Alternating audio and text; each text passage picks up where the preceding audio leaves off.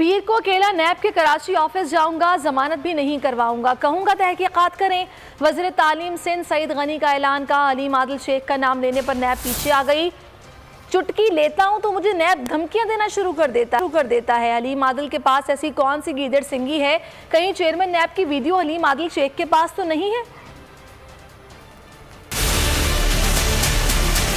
Chairman नैब के खिलाफ मैं इतने अरसे से बात कर रहा हूँ, ना 31A का जिक्र आया और ना ही कभी मेरे खिलाफ तहकीकात होने का कोई इन्होंने बात की। ये हलीम आदिल शेख के पास वो कौन सी गीदड़ सिंगी है कि अगर मैं ये कहता हूँ कि भाई इसको गिरफ्तार करो, इसका नाम ECL पे डालो, तो पूरी की पूरी नैब जो है वो चल पड़ती है।